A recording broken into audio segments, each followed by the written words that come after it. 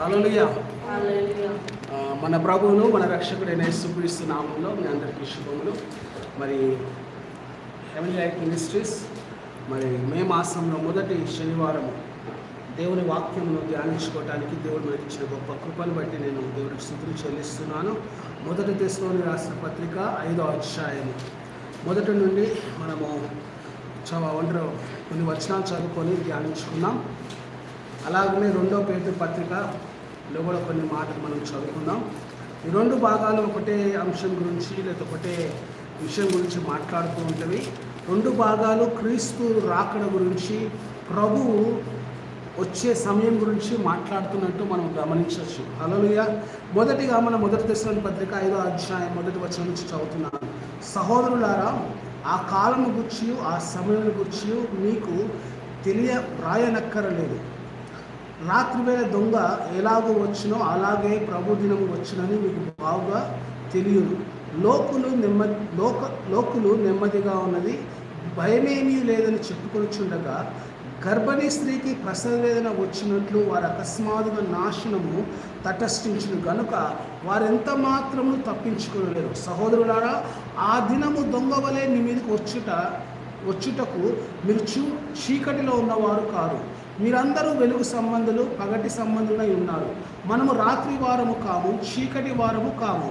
కావున ఇతరుల వలె నిద్రపోక మెలకుగా ఉండి మత్తులము కాక ఉండుము. నిద్రపోవారు రాత్రివేళ నిద్రపోదురు, మత్తుగా ఉండువారు రాత్రివేళ మత్తుగా ఉండురు. మనము పగటి వారమై ఉన్నాము గనుక మత్తులమై ఉండక విశ్వాస ప్రేమను కవచము, రక్షణ నిరీక్షణయు శిరస్త్రాణం ధరించుకొనుము. ఎందుకనగా మన ప్రభువును యేసుక్రీస్తు ద్వారా రక్షణ పొందుటకు దేవుడు మనలను నియమించెను గాని ఉగ్రత పాలొకుటకు నియమింపలేదు. మనము మేలుకి ఉన్నను నిద్రించుచున్నను తనతో కూడా జీవించిన నిమిత్తము ఆయన మన కొరకు మృతి పొందెను. కాబట్టి మీరు ఇప్పుడు చేయుచున్నట్లుగానే ఒకరినొకడు ఆదరించి ఒకరినొకడు క్షేమాభివృద్ధి కలుగచేయుడు. ఇప్పుడు 2వ పేతురు పత్రిక 3వ అధ్యాయం. హల్లెలూయా. ఇక్కడ కూడా అదే మాటను మాట్లాడుతున్నాడు. హల్లెలూయా. 3వ అధ్యాయం మొదటి వచనం నుంచి. ప్రియులారా, ఈ 2వ పత్రిక నేను ఇప్పుడు రాయుచున్నాను. పరిశుద్ధుల ప్రవక్తల చేత పూర్వమందు పలకబడిన మాటలను, ప్రభు అయిన రక్షకుడు మీ అపోస్తలుల ద్వారా ఇచ్చిన ఆజ్ఞను మీరు జ్ఞాపకము చేసుకున్న విషయమును మీకు జ్ఞాపకము చేసి నిర్మలమైన మీ మనసును రేపుచున్నాను. అంత్య దినములో అపహాసకులు అపహసించుచు వచ్చి తమ స్వకీయ దురాశలు చొప్పున నడుచుకొనుచు ఆయన రాకడను గుర్చిన వాగ్దానం ఏమాయను పితరులు నిద్రించిన మొదలుకొని సమస్తమును సృష్టి ఆరంభమున్నట్టే నిలిచిన్నదని చెప్పుదురని మొదట మీరు తెలుసుకున్నారు. ఏలైనగా పూర్వం నుండి ఆకాశం ఉండేనను నీళ్ళుండేను, నీళ్ళ వలన సమకూర్చబడిన భూమియు దేవుని వాక్యములను కలిగినను వారు బుద్ధిపూర్వకంగా మరుతురు. ఆ నీళ్ళ వలన అప్పుడున్న లోకము నీటి వరదలో మునిగి నశించెను. అయితే ఇప్పుడున్న ఆకాశమును భూమియు భక్తిహీనుల తీర్పును నాశనము జరుగు దినము వరకు అగ్ని కొరకు నిలువ చేయబడినదై అదే వాక్యం వలన భద్రము చేయబడుచున్నది. ఆమేన్. ఇక్కడ 2 భాగాల్లో మొదటి భాగమేమో హెచ్చరిక, 2వ భాగమేమో దానికి సంబంధించిన రుజువు. హల్లెలూయా. మొదటి భాగము 2వ భాగంలో ఒక భాగం రాసింది పౌలు భక్తుడు, మరొక భాగం రాసింది పేతురు భక్తుడు. హల్లెలూయా. పేతురు భక్తుడు ఏమంటున్నాడు అంటే, ఏ విధంగా అయితే క్రీస్తు రాకడ ఆలస్యం అవుతున్నప్పుడు, హల్లెలూయా, క్రీస్తుడు రాకడ ఎప్పుడైతే ఆలస్యం అవుతుందో ఆ సమయం గురించి మాట్లాడుతున్నాడు. చాలామంది ఏమనుకుంటారంటే యేసుక్రీస్తు రాకడ సమీపంగా ఉంది, ఆయనకు రాడు అనే ఒక ఆలోచనలో లేదా ఒక తలంపులో ఒక తప్పుడు ఉద్దేశంలో వాళ్ళు జీవిస్తున్నారు. అంటే మన పూర్వీకులు మన భారతదేశానికి రాకడ అంటే క్రైస్తత్వము సువార్త వచ్చింది దగ్గర 2000 సంవత్సరాల క్రితం. హల్లెలూయా. అప్పటి నుంచి ప్రకటించబడుతుంది యేసుక్రీస్తు వస్తున్నాడు, ఆయన వచ్చి త్వరలో మనందరినీ తీసుకుపోతాడు అని. కానీ అది ఇంకా ఇప్పుడు కూడా ఏం కాలేదు, నెరవేర్చబడలేదు, సంపూర్తి చేయబడలేదు. దాన్ని బట్టి కొంతమంది ఏం మాట్లాడుతున్నారు, ఇక్కడ రాయబడిన మాటను మనం గమనిస్తే వారు అంటున్న మాట చూడండి, 3వ వచనం. అంత్య దినములలో అపహాసకులు అపహసించుచు వచ్చి తమ స్వకీయ దురాశల చొప్పున నడుచుకొనుచున్నారు. ఆమేన్. ఇప్పుడు ఈ మాట ఎప్పుడు రాయబడింది? 2000 సంవత్సరాల కిందమే రాయబడింది. అంటే ఆనాటి నుండే అంత్యకాలం. హల్లెలూయా. క్రీస్తు కొనిపోబడ్డప్పటి నుంచి, క్రీస్తు ఎత్తబడినప్పటి నుంచి అప్పుడే ప్రారంభించబడింది అంత్యకాలం. హల్లెలూయా. ఆయన ఏమన్నాడు? నేను మరలా వస్తాను అన్నాడు. అంటే ఏంటి? ఆయన వెళ్ళిపోవడంతోనే అంత్యకాలము ప్రారంభించబడింది. మనమేమనుకుంటున్నాము? ఇప్పుడు అంత్యకాలం అనుకుంటున్నాము. 2000 సంవత్సరాల తర్వాత ఇప్పుడు అంత్యకాలం వచ్చింది అనుకుంటున్నాము. కానీ పేతురు భక్తుడు ఏమంటున్నాడు? ఇది రాయబడిన, ఈ పత్రిక రాయబడింది ఎప్పుడు? క్రీస్తు తిరిగి లేచి కొనిపోబడిన ఒక 70 సంవత్సరాలు లేదా 65 సంవత్సరాల మధ్యలో రాయబడింది. హల్లెలూయా. ఆ కాలంలో రాయబడినప్పుడు మరి ఆ కాలానికి చెందిన వారికి ఏం చెప్పాలి? క్రీస్తు వెళ్ళిపోయాడు, త్వరలో రాబోతున్నాడు, అంత్యకాలంలో ఒకటి ఉంది, అప్పుడు ఆయన వస్తాడు అని రాయాలి. కానీ అట్లా ఆ సమయంలో ఆ పరిస్థితుల్లో అక్కడున్న వారితో అంత్యకాలమందు అని మాట మాట్లాడుతున్నారు. హల్లెలూయా. చాలాసార్లు మనం ఒక సత్యాన్ని మర్చిపోతుంటాం. అంత్యకాలము అంటే అర్థం ఏంటి అంటే నీవుంటున్న కాలమే, నీకు రాబోతున్న కాలమో లేకపోతే నీ పూర్వకాలమో కాదు, నువ్వు వింటున్న కాలమే అంత్యకాలము. ఎందుకంటే నువ్వు ముందు కాలం ఏమంటారు, నువ్వు ముందు కాలం చూడలేవు, నీ వెనక కాలం నువ్వు చూడలేవు. హల్లెలూయా. మనం ఎంత కాలం చూడగలుగుతామా? మన పూర్వీకులు మనం చూడగలుగుతామా? పూర్వీకుల కాలం మనం చూడగలుగుతామా? చూడలేము. లేకపోతే మనం రాబోతున్న కాలం చూడబోతున్నాం, మనం తర్వాత తరాన్ని మనం చూడబోతున్నాం, చూడలేము. అదే మాట పౌలు భక్తుడు ఇక్కడ మొదటి వచనంలో రాస్తూ ఉన్నాడు. సహోదరులారా, ఆ కాలం గురించి, ఆ సమయం గురించి మీకు రాయనక్కరలేదు. హల్లెలూయా. ఏమన్నట్టు? ఇక్కడ రాయనక్కర్లేదు. అక్కడ ఏమనుంది? అదే ఉందా? ఇంకేమన్నా వేరే ఉందా? రాయనక్కర్లేదనే ఉంది. ఏ సమయం గురించి, ఏ కాలం గురించి? కాలములు, సమయములు. హల్లెలూయా.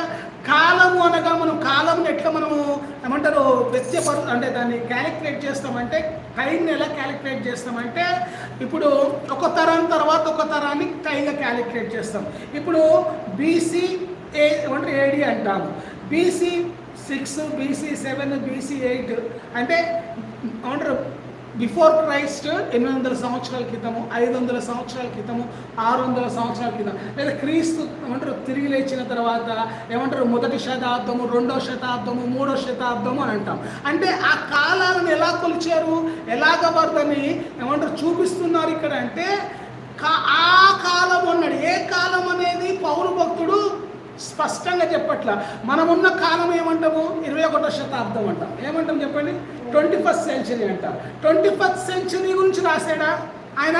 లేకపోతే 1st సెంచరీ గురించి రాశాడా? 2nd సెంచరీ గురించి రాశాడా అంటే కాదు.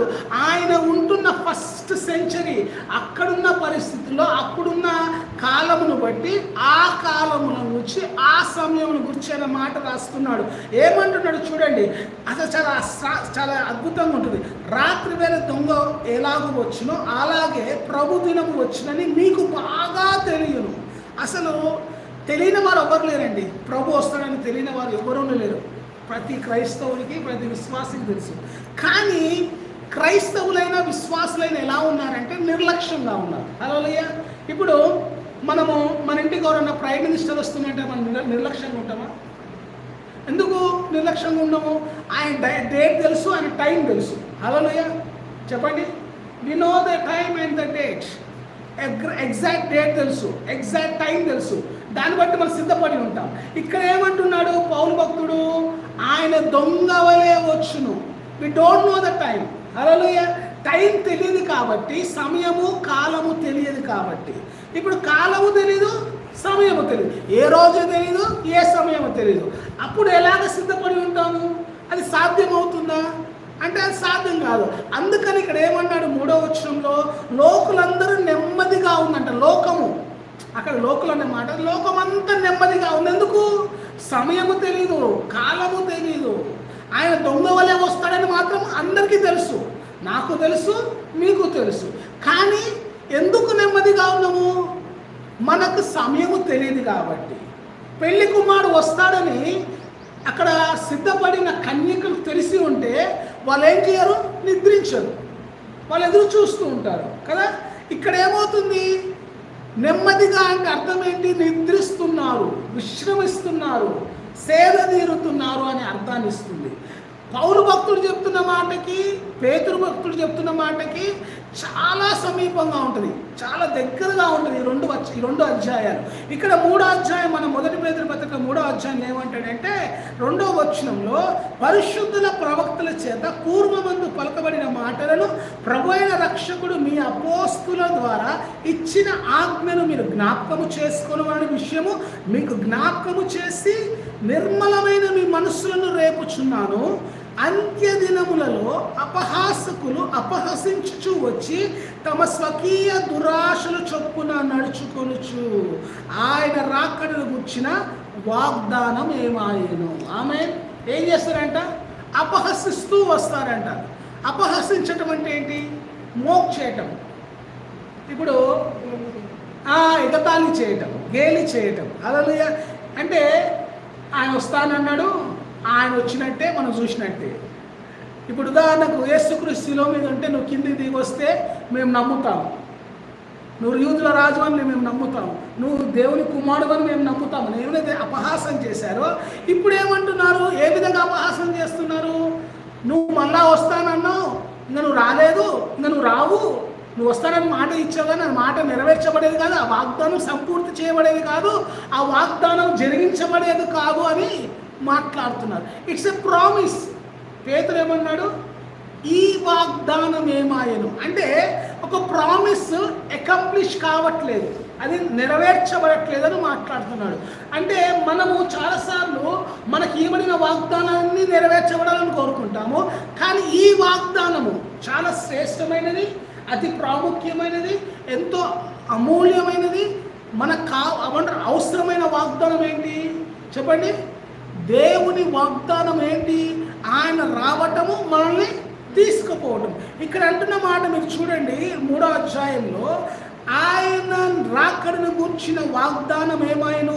పితరులు నిద్రించి మొదలుకొని సమస్తమును సృష్టి ఆరంభమున్నట్టే నిలిచి ఉన్నదని చెప్పుదురని మొదట మీరు తెలుసుకొనవలెను. అరే నేను మొన్న చూసినప్పుడు అలానే ఉంది, ఈరోజు అలానే ఉంది, రేపు కూడా అలానే ఉంది. అంటే అర్థం ఏంటి? అంటే మనము చూసిన దానినే నమ్ముతున్నాము కానీ జరగబోతున్న దాన్ని నమ్మలేకపోతున్నాము. హల్లెలూయా. ఇక్కడ మాట్లాడుతున్న మాట ఏంది? పితరులు నిద్రించినది మొదలుకొని. అంటే పితరులు అంటే ఎవరు? పూర్వీకులు. మన పూర్వీకులు ఎవరైతే ప్రభువుని నమ్ముకున్నారో, ఎవరైతే క్రీస్తుని అంగీకరించారో, ఎవరైతే రక్షకుడుగా స్వీకరించారో వారు ఆకాశం ఎలాగుందో, భూమి ఎలాగుందో, నీళ్ళు ఎలాగున్నాయో, లేకపోతే సమస్తం ఎలాగుందో ఇప్పుడు కూడా అలానే ఉంది. దాన్ని బట్టి దేవుని వాగ్దానము ఏమైపోయింది? ఏమైపోయిందనే ప్రశ్న వారిలోకి ప్రారంభించబడింది. పేతురు రాసినప్పుడు మరి పేతురు ఏ కాలానికి సంబంధించి రాసి ఉంటాడు? ఏ కాలానికి గురించి రాసి ఉంటాడు? బాలలో ఆయన ఉన్న కాలాన్ని గురించి రాస్తూ మన కాలంలో కూడా చెప్తున్నాడు. హల్లెలూయా. అంటే ఆయన ఉన్నప్పుడు పూర్వీకులు ఉన్నారు, రైట్? మనం ఉన్నప్పుడు కూడా పూర్వీకులు ఉన్నారు. ఆయన ఉన్నప్పుడు కూడా అపహాసకులు అపహాసం చేశారు, మనం ఉన్నప్పుడు కూడా అపహాసకులు అపహాసం చేస్తున్నారు. అంటే అప్పటికి ఇప్పటికి ఏం లేదు, వ్యత్యాసం ఏమీ లేదు. కానీ ఒకటే ఒకటి ఉంది, ఒకటే ఒక గొప్ప సత్యము దాగబడింది. ఏంటి అంటే అప్పుడు వారు నీళ్ళ చేత నాశనాన్ని చూశారు, కానీ ఇప్పుడున్న వారు ఏం చూడబోతున్నారు? అగ్ని చేత చూడబోతున్నారు. హల్లెలూయా. అంటే నీరు చేత నాశనం అవ్వటానికి ఆ కాలంలో ఉన్న వారందరూ ఏమయ్యారు? నీటితోనే నాశనం అయ్యారు. కానీ ఇక్కడున్న వారు ఏమవుతున్నారు? అగ్నితో నాశనం అవబోతున్నారని పేతురు భక్తుడు స్పష్టంగా రాస్తున్నాడు. కానీ పౌలు భక్తుడు ఏం రాస్తున్నాడో మీరు చూడండి. 6వ వచనం. కావున ఇతరుల వలె నిద్రపోక మెలకుగా ఉండి మత్తులము కాక యుందుము. నిద్రించు వారు రాత్రివేళ నిద్రింతురు, మత్తుగా ఉండు వారు రాత్రివేళ మత్తుగా ఉందురు. మనము పగటి వారమై ఉన్నాము గనుక మత్తులమై ఉండక విశ్వాస, ప్రేమ, కవచము, రక్షణ, నిరీక్షణను శిరస్త్రాణము ధరించుకుందాము. ఎందుకనగా మన ప్రభు అయిన యేసు క్రీస్తు ద్వారా రక్షణ పొందుటకే దేవుడు మనను నియమించను కానీ ఉగ్రత పాలగుటకు నియమింపలేదు. హల్లెలూయా. అక్కడ పేతురు భక్తుడు ఏమంటే మీకు ఉగ్రత సిద్ధపరచబడి ఉన్నది. పౌలు భక్తుడు అంటే మీకు ఉగ్రత తీసివేయబడినది అంటున్నాడు. హల్లెలూయా. ఉగ్రత ఎలా ఉంది అని పేతురు అంటున్నాడు, అగ్ని ద్వారా ఉందంటున్నాడు. పౌలు ఏమంటున్నాడు, మీకు ఉగ్రత నియమింపబడలేదు, ఉగ్రత మీ మీద తీసివేయబడింది, మీ మీద కొట్టివేయబడింది అంటున్నాడు. హల్లెలూయా. అక్కడికి ఇక్కడ డిఫరెన్స్ ఏంటి? అక్కడ ఎవరి గురించి చెప్పబడుతుంది అంటే, ఎవరైతే అపహాసం చేస్తున్నారో, ఎవరైతే హేళన చేస్తున్నారో, ఎవరైతే దేవుని వాగ్దానమును ఏమంటారు లేదు అని అపనమ్మకంతో కించపరుస్తున్నారో వారి గురించి రాయబడింది. ఇక్కడ ఎవరి గురించి రాయబడింది? ఎవరైతే నిరీక్షణ కలిగి ఎదురు చూస్తూ ఉన్నారో, ఎవరైతే దేవుని రాకడ కొరకు సిద్ధపడుతూ ఉన్నారో, ఆయన రాకడలో ఎత్తబడాలనే ఏమంటారు విశ్వాసంతో నమ్మకంతో చూస్తూ ఉన్నారో వారి గురించి రాయబడింది. హల్లెలూయా. ఈ రెండు రాయబడింది ఒకటే దాని గురించి. ఒక భాగంలోనేమో విశ్వాసుల గురించి, మరొక భాగంలో ఏమో అవిశ్వాసుల గురించి రాయబడింది. ఆమె పేతురేమో అవిశ్వాసం నుంచి రాస్తున్నాడు, అంటే అపహాసం నుంచి రాస్తున్నాడు. కానీ పౌలు భక్తుల గురించి రాస్తున్నాడు, మన గురించి రాస్తూ ఉన్నాడు. హల్లెలూయా. మనం నిద్రపోయేవారం కాదు, మనము మత్తుగా ఉండేవారం కాదు, మనము రాత్రి అందు జీవించేవారం కాదు, కానీ మనము ఎలాంటి వారం అంట, పగటి వారమై ఉన్నామని స్పష్టంగా మాట్లాడుతున్నారు. పగటిగా ఉన్న వాళ్ళు ఉన్న ప్రత్యేకత ఏంటి అంటే, వాళ్ళందరూ వెలుగు సంబంధులై ఉన్నారు. హల్లెలూయా. ఏ సంబంధులై ఉన్నారు? వెలుగు సంబంధులై ఉన్నారు. ఇప్పుడు నేను ఉదయకాలం, ఇప్పుడు మనందరం ఎక్కడున్నాం? పగల సమయంలో ఉన్నాం. మన చుట్టూ వెలుగు ఉంది. హల్లెలూయా. లైట్ వేసుకుంటేనే మనం చూస్తున్నామా? లైట్ అవసరమే లేదు కదా. మన లైట్ అవసరం లేకుండానే మనకు వెలుగు ఉంది. అంటే అర్థం ఏంటి? పగటి సంబంధించిన వారు రాత్రి వేళ ఉన్నా కానీ వారికి వెలుగు కలిగి ఉంటారు. హల్లెలూయా. వారు రాత్రి యందు నిద్రిస్తున్నా కానీ వెలుగు కలిగి ఉంటారు. కానీ రాత్రి సంబంధించిన వారు పగల సమయంలో కూడా వారు ఎలా ఉంటారు? చీకటిలో ఉంటారు. హల్లెలూయా. అంటే కారణం ఏంటి? వారు వెలుగుని స్వీకరించలేదు, వెలుగుని నిరాకరించి ఉన్నారు. హల్లెలూయా. ఈ ఉదయకాలము ప్రభు మన అంటున్నాడు, నేను త్వరలో రాబోతున్నాను. హల్లెలూయా. ఈ మాటలు ఎందుకు నేను మీకు తెలియచేయని ఆశపడుతున్నాను? రాకడ సమీపంగా ఉందని అందరికీ తెలుసు. 2000 సంవత్సరాల నుంచి చెప్పబడుతుంది, ఇప్పుడు కాదు, 2000 years నుంచి చెప్పబడుతుంది. మరి నేను ఎందుకు చెప్పాలి? మరి ప్రత్యేకంగా పౌలు భక్తులు చెప్పాడు వాక్యంలో, పేతురు భక్తులు చెప్తాడు. మరి మనం ఎందుకు చెప్పుకోవాలి అంటే, మనము సిద్ధపడుతున్నామా లేదా అని గమనించుకోవటానికి, ప్రిపేర్ చేసుకోవటానికి. హల్లెలూయా. నేను మీకు ఒక ఉదాహరణ చెప్పాను. ప్రైమ్ మినిస్టర్ వస్తే మీరు ఏం చేసి ఉంటారు? సిద్ధపడతారు. ఎందుకు సిద్ధపడుతున్నారు? అతను వస్తున్నాడు, అతను వచ్చినప్పుడు మనం ఏం ఉండాలి? సిద్ధపడి ఉండాలి అని మనం ముందుగానే ఏం చేస్తాం? సిద్ధపడుతుంటాం. అతను వచ్చే సమయం తెలుసు, అతను వచ్చే రోజు తెలుసు కదా. కానీ ఇక్కడ ఏంటి? మనం సిద్ధపడుతున్నాం కానీ ఆయన వచ్చే రోజు తెలియదు, ఆయన వచ్చే సమయం తెలియదు. హల్లెలూయా. అక్కడికి ఇక్కడ వ్యత్యాసం ఏంటి అంటే, నువ్వు సిద్ధపడుతూ ఉన్నావు దేని కొరకు? ఏ సమయమో తెలియదు, ఏ రోజో తెలియదు, కానీ సిద్ధపడుతూ ఉన్నాం. హల్లెలూయా. ఇప్పుడు మనం ఒక విషయం గమనిద్దాం. ఏంటి అంటే, ఇక్కడ పేతురు భక్తులు చెప్పిన దానికి పౌలు భక్తులు చెప్పిన దానికి ఇంత వ్యత్యాసం ఉన్నప్పుడు, ఇంత ఏమంటారు డిఫరెంట్ ఐడియాలజీ ఉన్నప్పుడు, మరి పేతురు భక్తుడేమో ఆ శిక్ష గురించి, లేకపోతే ఏమంటారు పేతురు భక్తుడేమో రెండో రాకడ వచ్చినప్పుడు జరిగే మరణము ఏమంటారు అగ్ని గురించి, దానివల్ల వచ్చే పరిమాణం గురించి చెప్తున్నాడు. పౌలు భక్తుడు ఏమంటున్నాడు? మీరు సిద్ధపడి ఉండండి, మీకు ఏముంది? ప్రభుతో సహవాసం చేసే ధన్యత ఉందని మాట్లాడుతున్నాడు. ఇక్కడ రాయబడిన మాట మనం గమనిస్తే, దాని ముందు అధ్యాయం ఏమంటున్నాడు? 4వ అధ్యాయం 15వ వచనంలో, మేము ప్రభు మాటను బట్టి మీతో చెప్పునేవనగా, ప్రభు రాకడ వరకు సజీవులై నిలిచిండు మనము నిద్రించు వారి కంటే ముందుగా ఆయన సన్నిధి చేరము. ఆర్భాటముతోనూ మా ప్రధాన దూత శబ్దముతోనూ దేవుని బూరతోనూ పరలోకం నుండి ప్రభు దిగివచ్చును. క్రీస్తునందు మృతులైన వారు మొదట లేతురు, ఆ మీదట సజీవులమై నిలిచియుండు మనము వారితో కూడా ఏకముగా ప్రభువును ఎదుర్కొన్నట్టుకు ఆకాశ మండలమునకు మేఘముల మీద కొనిపోవడము. కాబట్టి మనము సదాకాలము ప్రభువుతో కూడా ఉందుము. ఆమె అంటే ఇక్కడ ఏమంటున్నాడంటే నిరీక్షణతో, ఒక ఆదరణతో బలపరిచే మాటలు మాట్లాడుతున్నాడు పౌలు భక్తుడు. కానీ పేతురు ఏమంటున్నాడు? ఖండిస్తున్నాడు. ఎట్లా ఖండిస్తున్నాడు? మీరు ఒకవేళ అపహసిస్తుంటే, మీరు ఒకవేళ నిందిస్తుంటే, మీరు ఒకవేళ దేవుని రాకను నిరాకరిస్తుంటే, ఒకరోజు మీరు దేని కొరకు సిద్ధపడతారు? అగ్ని కొరకు సిద్ధపడతారు అంటున్నాడు. హల్లెలూయా. ఇక్కడ ఏమంటున్నారు?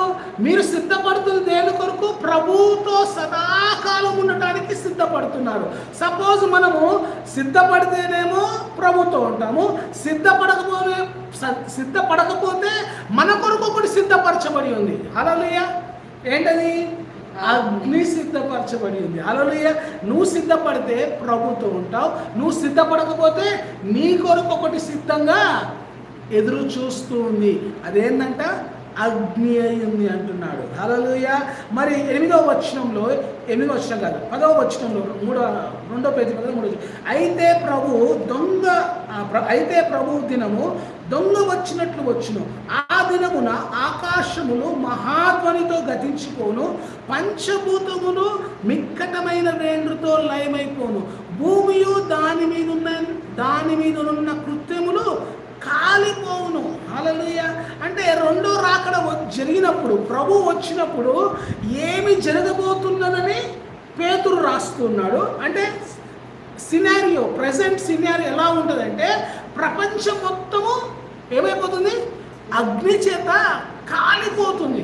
హల్లెలూయా. ప్రచండ వాయువులన్నీ లయమైపోతాయని మాట్లాడుతున్నాడు. కానీ పౌలు భక్తుడు అది మాట్లాడుతున్నాడు. పౌలు భక్తుడు ఏం మాట్లాడుతున్నాడంటే, సదాకాలము మనం ప్రభుతో ఉంటాం. హల్లెలూయా. ఇది విడిచిపెట్టబడిన వారికి, విడబడుతున్న వారికి, అది ఎత్తబడే వారికి. హల్లెలూయా. నువ్వు ఎత్తబడే స్థితిలో ఉంటే ఈ వాక్యం నీకు అవసరము. ఏ వాక్యము? 1 దశలోని పత్రిక వాక్యం అవసరము. నువ్వు విడబడే స్థితిలో ఉంటే నీకు 2వ పేతురు పత్రిక 3వ అధ్యాయం నీకు అవసరం. హల్లెలూయా. నువ్వు ఏ స్థితిలో ఉన్నావు ఇప్పుడు? సిద్ధపడే స్థితిలో ఉన్నావా? సిద్ధపడని స్థితిలో ఉన్నావా? సిద్ధపడకపోతే ఏం జరగబోతుంది చెప్తున్నాడు పేతురు. సిద్ధపడి ఉంటే ఏం జరుగుతుందో చెప్తున్నాడు పౌలు భక్తుడు. అంటే అర్థం ఏంటి?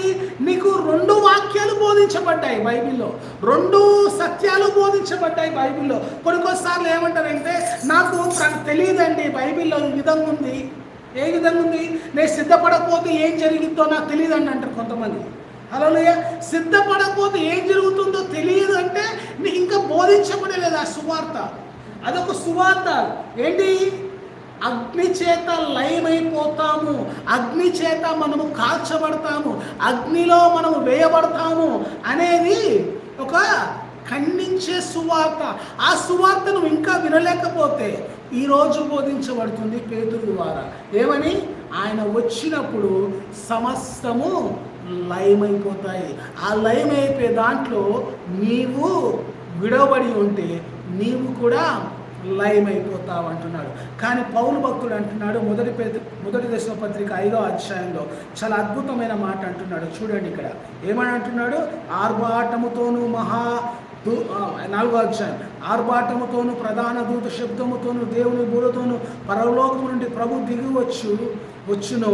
క్రీస్తునందు మృతులైన వారు మొదట లేతురు, ఆ మీదట సజీవులై నిలిచిండు. మనము వారితో కూడా ఏకముగా ప్రభువును ఎదుర్కొనుటకు ఆకాశ మండలమునకు మేఘాల మీద కొనిపోబడుదుము.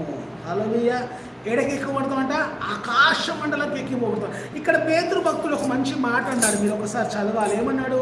10వ వచనంలో, ఆ దినమున ఆకాశములో మహాధ్వనితో గతించిపోవును, పంచభూతములు మిక్కటమైన వేంద్రముతో లయమైపోవును, భూమియు దాని మీద కృత్యములు కాలిపోవును. ఇవన్నీ ఇట్లా లయమైపోయినావు గనుక ఆకాశములు రవులుకొని లయమైపోచున్నట్టు, పంచభూతములు మహావేంద్రముతో కరిగిపోవునట్టు, ప్రభు దినము దేవుని దినము రాకడ కొరకు కనిపెట్టుచు దాని ఆశతో అపేక్షించుచు మీరు పరిశుద్ధమైన ప్రవర్తనతో భక్తితో ఎంతో జాగ్రత్త గలవారే ఉండవలెను. హల్లెలూయా. అయినను మనం ఆయన వాగ్దానం బట్టి కొత్త ఆకాశం కొరకును కొత్త భూమి కొరకును కనిపెట్టుచున్నాము. వాటి యందు నీతి నివసించుచున్నదని మాట్లాడుతున్నాడు. హల్లెలూయా. మనం కొనుక్కోబడేప్పుడు ఏమవుతుందంటే ఈ పాత ఆకాశము, పాత భూమి, ఇవన్నీ పంచభూతములు అన్నీ కాలిపోతాయి. హల్లెలూయా. ఇప్పుడు మనం కొనుక్కోబడినప్పుడు ఎక్కడ కొనుక్కోబడుతున్నాము? కొత్త ఆకాశానికి. హల్లెలూయా. పాత ఆకాశానికి కాదు. మేఘం మీద కొనిపోయబడేటప్పుడు కొత్త ఆకాశానికి కొనిపోబడతాము. కొత్త భూమి మన కొరకు సిద్ధపరచబడి ఉంది. దానిలో నీతి దాగి ఉంది, నీతి నివసిస్తూ ఉంది. దాని కొరకు మనం అందరం సిద్ధపడుతున్నాం. ఈ లోకంలో ఉన్న అనీతి ఏమంటారు, ఈ లోకంలో ఉన్న అన్యాయము, ఈ లోకంలో అంతా ఏమంటారు, ఎక్కడ చూసినా ఏమంటారు, ద్రోహము, మోసము, కుతంత్రాలు, కుళ్ళులు, ఇవి అన్నీ ఏమైపోతాయి? తీసివేయబడతాయి. కానీ ఆయనతో మనం ఉన్నప్పుడు నీతి కలిగిన దేశంలో, నీతి కలిగిన భూమిలో, కొత్త భూమిలో మనం అందరము నివసించబోతున్నాము. కాబట్టి దేవుడు మాట్లాడుతూ ఉన్నాడు. నీకు 2 వాక్యాలు బోధించబడుతున్నాయి. చెప్పండి, ఎన్ని వాక్యాలు? 2 వాక్యాలు బోధించబడుతున్నాయి. నీవు ఇంకా దేవుని రాకడ కొరకు సిద్ధపడని స్థితిలో ఉంటే, చాలామంది ఇప్పుడు దాకా క్రైస్తవులు ఏం చేస్తున్నారంటే, నేను సిద్ధపడుతున్నాను అనుకుంటున్నారు. చెప్పండి, సిద్ధపడుతున్నాను అనుకుంటున్నాం కానీ సిద్ధపడట్లేదు. నేను సిద్ధపడాలి అనుకుంటున్నాం కానీ సిద్ధపడట్లేదు. హల్లెలూయా. ఇప్పుడు మనకు తెలిసిన ఒక చిన్న ఉపమానం ఏంటి? 10 మంది కన్యకలు ఉన్నారు.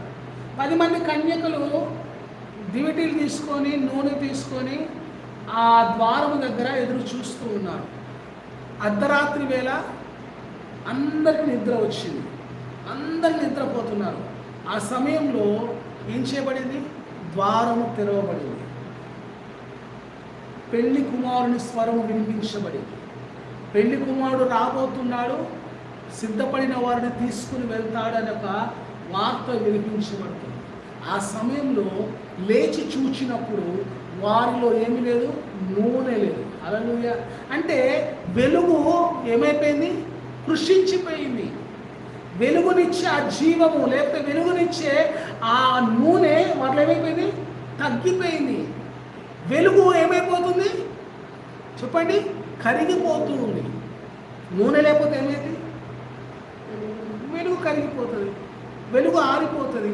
అంటే వెలుగు ఆరిపోకుండా మనం చూసుకోవాలి. మనలో ఉన్న వెలుగు ఏమైపోదు? చీకటి అయిపోకుండా చూసుకోవాలి. హల్లెలూయా. ఇక్కడ కూడా అదే మాట్లాడుతున్నాడు. నువ్వు ఎదురు చూడటము, నిరీక్షణ కలిగి వేచి ఉండటం అంటే అర్థం ఏంటి? నీలో ఉన్న వెలుగును నువ్వేం చేయాలి? ఎల్లప్పుడూ వెలుగుమయముగా ఉంచుకోగలగాలి. చీకటిగా మార్చబడకూడదు. నువ్వు ఆయన వచ్చాడు అనగానే నీ ఆత్మ ఏం చేయాలి? రూపాంతరం చెందాలి. నీవు ఎత్తబడే స్థితికి వెళ్ళాలి, నువ్వు కొనిపోబడే స్థితికి వెళ్ళాలి. హల్లెలూయా. ఒక చిన్న ఉదాహరణ చెప్తా. మనము పడుకున్న వారిని ఏం చేస్తాము? తట్టి లేపుతాము కదా. ఇక్కడ తట్టి లేపేది ఉండదు. చెప్పండి, నువ్వు నిద్రపోతున్నావు, ఆయన నిద్రలో ఉన్న టైంలో వచ్చాడు.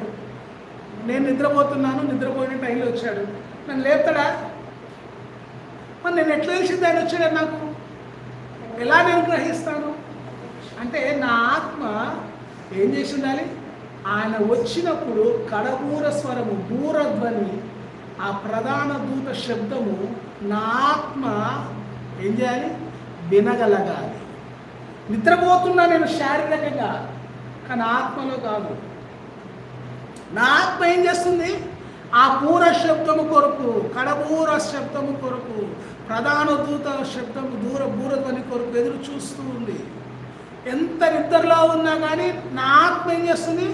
దాని కొరకే కనిపెడుతుంది. అంటే ఒక దూతనో లేకపోతే ప్రభునో వచ్చి తట్టి లేపడు మనల్ని, మనం పిలువడు, మనం పలకరించడు, రానాయనా అని అనడు. మనం ఏం చేయాలి? మనంతటా మనమే కొనిపోబడగలం. హల్లెలూయా. అంటే అది ఎలా సాధ్యమవుతుంది అంటే, ఎప్పుడైతే మనకి ఆ వాగ్దానం గురించిన ఆసక్తి ఉంటుందో, పేతురు రాసిన 2వ అధ్యాయం 3వ అధ్యాయం చదివిన వచనాల్లో ఆసక్తి కలిగి ఉండమన్నాడు. హల్లెలూయా. ఏంది? ఆ వాగ్దానం గురించి ఏం చేయాలి? ఆసక్తి ఉండాలి. ఆసక్తి అంటే ఎట్లుంటుంది? నిద్రపోతున్నా, మెలుకున్నా, నడుస్తున్నా, తింటున్నా, మాట్లాడుతున్నా, లేకపోతే ఏమంటారు ఇంకేదన్నా పనిలో ఉన్నా కానీ ఏం చేయాలి? ఆసక్తి ఉండాలి. దేని గురించి? ఆ వాగ్దానమును అనుభవించటానికి, ఆ వాగ్దానం మన జీవితంలో నెరవేర్చబడటానికి. నీవు నేను ఆ వాగ్దానం కొరికే మన హృదయమును, మన మనస్సును, మన ఆత్మను ఏం చేయాలి? సిద్ధపరచుకోగలగాలి. ఎంతమంది సిద్ధపరచుకుంటున్నాం? ఇదే కాదు, మనం పగలవారమై ఉన్నామన్నాం. ఏది? పగటి వారమై ఉన్నాం. అంటే పగటి వారు రాత్రి వేళ కూడా ఏమై ఉంటారు? మెలుగు కలిగి ఉంటారు. ఎక్కడ? ఆత్మలో మెలుగు కలిగి ఉంటారు. వాళ్ళకి ఏమవుతుంది? దేవుని నుంచి ఎప్పుడు ఏమంటారు? సైన్ చెప్పండి, సూచన. ఏమంటారు? ఆ సూచన వస్తుందో వెంటనే వీళ్ళు రియాక్ట్ అయిపోతారు. హల్లెలూయా చెప్పండి, ఏమైపోతారు? వెంటనే రియాక్ట్ అయిపోతారు. చాలా చిన్న ఎగ్జాంపుల్ ఏంటంటే, మనకి లైట్ ఇక్కడ స్విచ్ చేసాం అనుకోండి, వెంటనే ఏమైంది? అంటే దాంట్లో ఏముంది? పవర్ ఉంది. హల్లెలూయా. అంటే ఇక్కడ లైట్ వేయగానే దానికి కావాల్సిన ఆ కనెక్షన్, ఆ పవర్ ఏమవుతుంది? రిలీజ్ అవుతుంది. హల్లెలూయా. అలానే దేవుడు అక్కడ కడబూర శబ్దము అలా మ్రోగించగానే ఇక్కడ మనకున్న ఆ ఆత్మనే ఏమంటారు? ఆ లైట్ ఏం చేయబడుతుంది? వెలిగించబడి ఏమవుతుంది? ఆత్మస్వరూప్యము, ఆత్మ శరీరాన్ని ధరించి కొనిపోబడుతుంది. హల్లెలూయా. లిటరల్లీ మనందరికీ తెలుసు.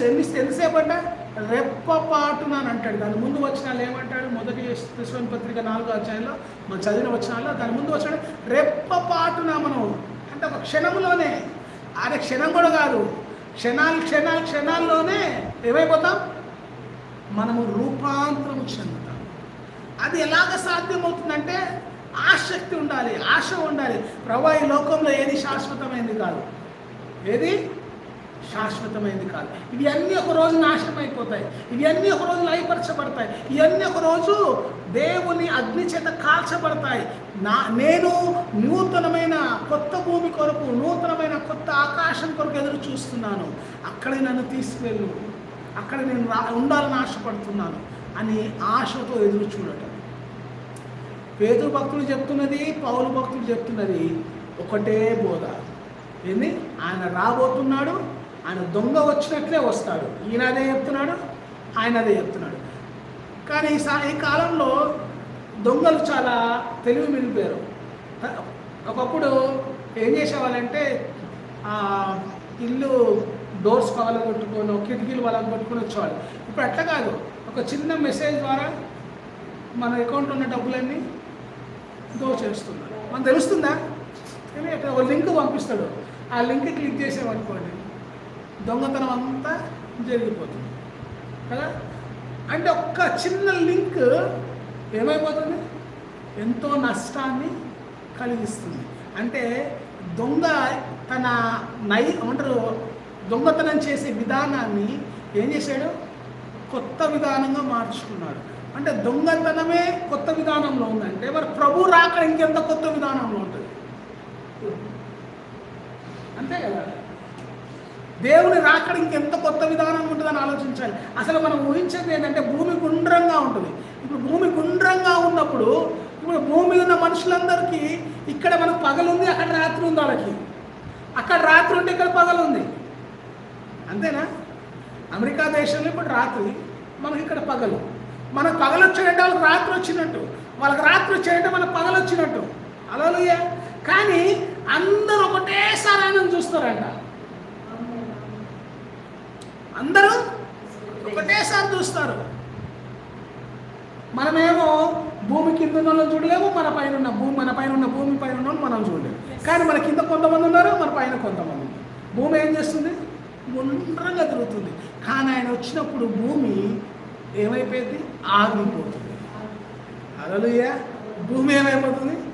ఆగిపోతుంది. ఇంకా భూమి ఇంకా ఏం కాదు, వచ్చి ఆయన తీసుకొని వెళ్ళిపోతుంది. మీరు ఆలోచించండి, గాలి ఇట్లా బయలుదేరి ఇలా వెళ్తుంది అన్నమాట. ఉదాహరణకు ఇక్కడ మన పైన ఉన్నాం, ఇట్లా వచ్చి మళ్ళీ ఇలా వచ్చి ఇలా వెళ్తారు కదా. అలానే దేవుని రాకడ కూడా ఆయన దాన్ని ఏమంటారు, ఏమంటారు తారలాగా, ఏమంటారు తారలాగా ఇలా వచ్చి ఇలా తీసుకుని వెళ్ళిపోతుంది. అంటే పైనుంచి ఇట్లా ఒక వాటర్ చుక్కేసామనుకోండి, ఇలా కిందికి వచ్చింది కదా, మళ్ళీ ఇలా పైకి వచ్చిద్దా? రాదు. కానీ ఇక్కడ ఏమవుతుంది, ఆ చుక్క కిందకి ఇలా వచ్చి ఇలా తీసుకుని వెళ్ళిపోతుంది. అంటే భూమి మీద చుట్టూ ఉన్న క్రైస్తవులు ఎవరైతే ఎదురు చూస్తున్నారో రౌండ్గా షేప్లో ఉన్న క్రైస్తవులు అందరూ ఏమవుతారు, తీసుకొని వెళ్ళిపోతారు. అలా అందుకనే ప్రకటన గ్రంథంలో ఏమంటాడంటే ప్రతి దేశంలో, ప్రతి వంశంలో, ప్రతి జాతిలో, ప్రతి భాషలో ఏమంటారు, నా కొరకు నియమింపబడిన వారు ఉన్నారు అంటాడు. క్రీస్తు రక్తం చేత కడగబడిన వారు ఉన్నారు అంటాడు. హల్లెలూయా. అంటే ప్రతి జాతిలో ఉన్నారు. అసలు ఈ జాతి అని లేదు, ఆ జాతి అని లేదు, ఈ దేశం అని లేదు, ఆ దేశం అనేది, ఈ భాష లేదు, ఆ భాష లేదు. ప్రతి భాషలో ఆయన నమ్ముకున్న వాళ్ళు ఉన్నారు. ప్రపంచంలో ఎన్ని భాషలు ఉన్నాయి? లెక్కలేనన్ని భాషలు ఉన్నాయి. అన్ని భాషల్లో ఒక భాష, ఆ భాష కలిగిన అంటారు మాట్లాడే వ్యక్తి, ఒక వ్యక్తి నమ్ముకొని ఉన్నాడు. మనం ఏమనుకుంటాం, ఇంకా సువార్త అందరికి అందలేదు అనుకుంటున్నాం. కానీ బైబిల్ ఏమంటుంది, ప్రతి జనములో నుండి, ప్రతి భాషలో నుండి అంటాడు. అంటే ఆ భాష మాట్లాడేవాడు ఉన్నాడు అంటే ఎంత రక్షణ అనేది ఎక్కడికి వెళ్ళింది, అన్ని ప్రాంతాలకు వెళ్ళగలిగింది. అన్ని ప్రాంతాల్లో ఉన్నవారు సిద్ధపడుతున్నారు. అంటే ఇప్పుడు సపోజ్ ఒక భాష మిగిలింది అనుకున్నాం మన దృష్టి ప్రకారం, ఆ భాషలో ఒక వ్యక్తి రక్షించబడేదాకా ఆయన రాకడ రాడు. హల్లెలూయా. ఎందుకు? ప్రతి జనములోనూ, ప్రతి భాషలోనూ ఆయన కొరకు ఒక వ్యక్తి ఏం చేయబడాలి, రక్షించబడాలి. అప్పుడే ఏమవుతుంది, అంతం వస్తుంది. అంతం వచ్చింది అంటే అర్థం ఏంటి, ప్రతి భాషలో ఉన్న వ్యక్తి, ప్రతి జనంలో ఉన్న ఒక వ్యక్తి రక్షించబడ్డాడని అర్థం. అప్పుడు మనం ఏం చేస్తాము, ఎత్తబడతాం.